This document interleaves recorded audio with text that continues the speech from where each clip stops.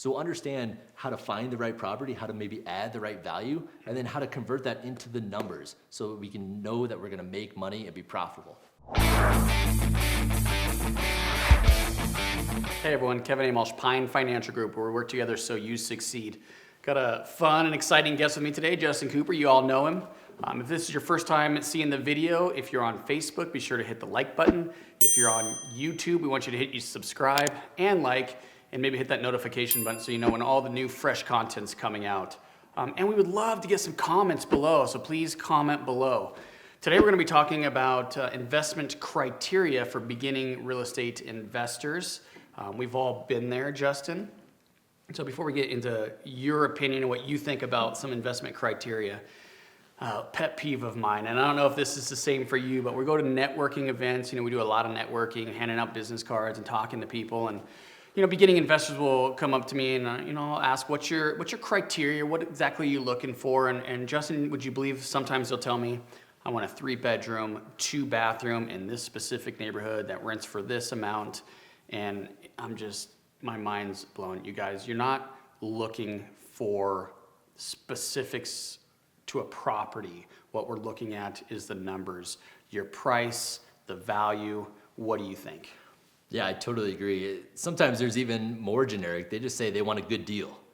Yeah, I've heard that one too. Like, what does that mean? Right, what does that even mean? And so that's kind of what this video is around, is what actually is a good deal. It's not the number of bedrooms or bathrooms is a good deal, but what's price points, what maybe neighborhoods are you looking at, what kind of value add can you bring to the table? Exactly. Those are the types of things that are really more important.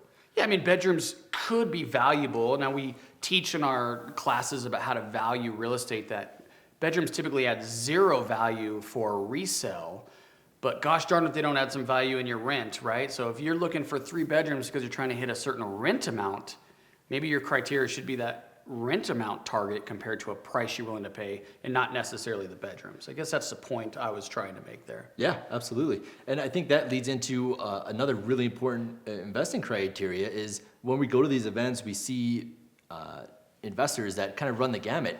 So first and foremost, know what you're interested in. Do you want to do fix and flips? Do you want to own rental properties? And understand the different nuances between the two, right? Just because you find a house that you think is a deal doesn't mean it's going to be right for a fix and flip or it's better as a rental property. You have to understand what you want and then how to go out and figure if it is a good fit. Yeah, and as you get more experience, you'll be able to expand and do more and exciting and fun things like we've shot other videos about the deals that we're all working on. One of the things that, as a beginning investor, what I would encourage you to focus on is to conform to a neighborhood. Sometimes if you're a little bit different, like the biggest house or the smallest house, or maybe you're a ranch in a 2-story neighborhood, something that's just a little off, that can get you in a little bit of trouble.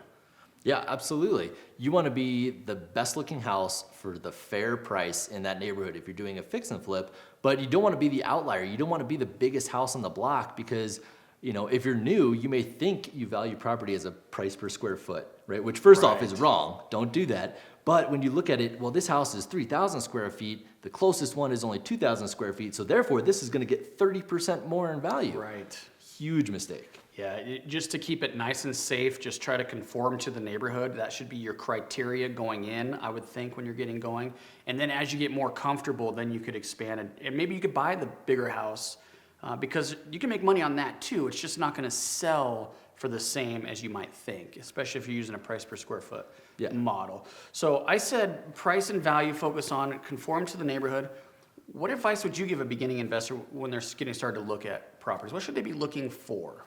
Yeah, well, right now we're in a really hot market, right? And that kind of can take on different forms and mean different things. But what I see and what I think we see in our business is it means it's going to take a lot of work to get a good deal, whatever that good deal may mean. So first and foremost, have a good why.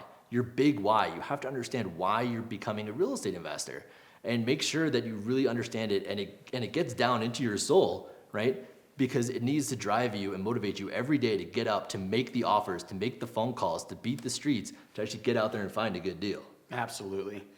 Some specific strategies, I could maybe share one that I kind of touched on a minute ago, and then if you want to share one and we could wrap this up. But if you're looking at conforming for a neighborhood, some of the best deals I've ever seen our investors get would be have a property not conform and they make it conform. So let me give you an example. Let's say you're in a 3-bedroom, 2-bathroom neighborhood, but you're buying a 1-bedroom, 1-bathroom house. If you could figure out how to get that 1-bedroom house to a 3-bedroom, that's gonna be a big value increase. Not because necessarily you're adding the value of the bedrooms, but more that you're just conforming to the area. So what's a piece of advice for a beginning investor? What should they look for, a specific example? Yeah, understand the numbers and how to analyze the deal. So at pinefinancialgroup.com, we've got a lot of great resources. Go to the resources tab, and there is a worksheet called MAO, Maximum Allowable Offer. So this is one of the things you need to understand is how should I make the offer? How do I crunch the numbers? But not just how do I crunch the numbers, but then what do those numbers mean to me? What do I want to see in my investment? So understand how to find the right property, how to maybe add the right value, and then how to convert that into the numbers so we can know that we're gonna make money and be profitable. Okay. One last thing I'm just thinking of, and then we're gonna wrap this up. But beginning investors, a good way to do this is to farm a specific neighborhood. And what I mean by that is get really good at one specific area that you know well. That way when you see a property that's priced a little bit differently or that doesn't conform, I know I keep going back there, but then you could buy it and you could profit that way. So if you can focus on a specific area, that might be an easier way to get started. So I think unless you have anything else.